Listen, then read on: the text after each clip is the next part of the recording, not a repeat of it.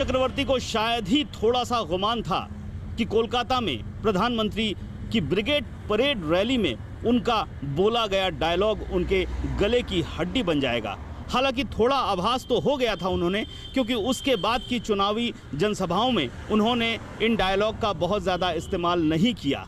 और सबसे बड़ी बात है कि इन दोनों डायलॉग का उन्होंने इस्तेमाल जितना बीजेपी के लिए नहीं किया, उससे ज़्यादा टीएमसी की जनसभाओं में किया। लेकिन मामला और मुकदमा उन पर अभी हुआ।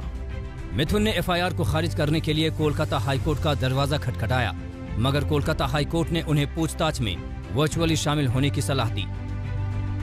इसके बाद सुबह 10:05 पर कोलकाता पुलिस ने मिथुन से पूछताछ की।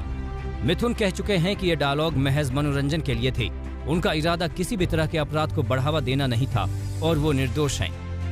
बीजेपी और तृणमूल कांग्रेस के बीच पश्चिम बंगाल चुनाव के पहले शुरू हुई तलखी अब भी जारी है। एक दूसरे की पार्टी के नेताओं पर कानूनी फेर में फंसाने की चाल चली जा रही है। ऐसे में शायद मिथुन अब खुद को इस डायलॉग बाजी के लिए कोस रहे होंगे। अनुपम मिश्र, कोलकाता, आज तक। इस पूरे मामले पर मिथुन चक्रवर्ती के वकील ने एक दिलचस्प जानकारी दी। विकास सिंह ने कहा कि जिस डायलॉग पर तृणमूल कार्यकर्ता ने केस दर्ज करवाया है, उस डायलॉग को मिथुन टीएमसी के प्रचार के लिए कई साल पहले इस्तेमाल खुद कर चुके। मिथुन के बचाव में उनकी और क्या कुछ दलील हैं, इस बारे में हमारे संवाददाता अनुपम मिश्र ने उनसे बात की।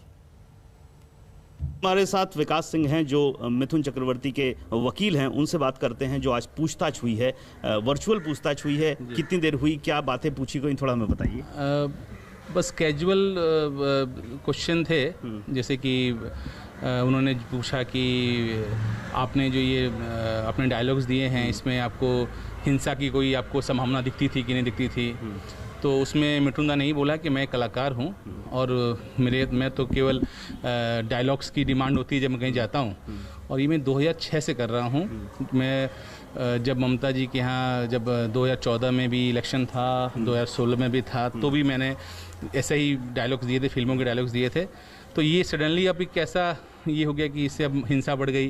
तो यही सब बातें हुई और कोई खास विशेष नहीं। और उन्होंने कहा है कि अगर फिर दरकार पड़ेगा तो फिर दोबारा हमें पूछताछ के लिए बुलाएंगे, जिसके लिए हम रेडी हैं, और जब बोलेंगे तो हम फिर वापस अपीयर करेंगे। ये मामला क्या था, थोड़ा हमें बता दीजिए। ये मामला एक तृणमूल के एक नेता ने एक एफआईआर फाइल किया था अगेंस्ट द मिथुन चक्रवर्ती, ये कहते हुए कि इनकी जो दो विख्यात जो डायलॉग्स हैं पिक्चर की, मूवीज़ की, उसके कारण ही ये हिंसा जो बंगाल में जो हिंसा हुई है वो उसका एक सूत्रधार है। वो दो डायलॉग शायद वही हैं। ये एक डायलॉग है आपका कि मारबो एक खाने लास्ट पोड़ शौशान है, एक ये है, और दूसरी जो डायलॉग है वो ये है कि कोबरा वाला। बस ये दो डायलॉग है।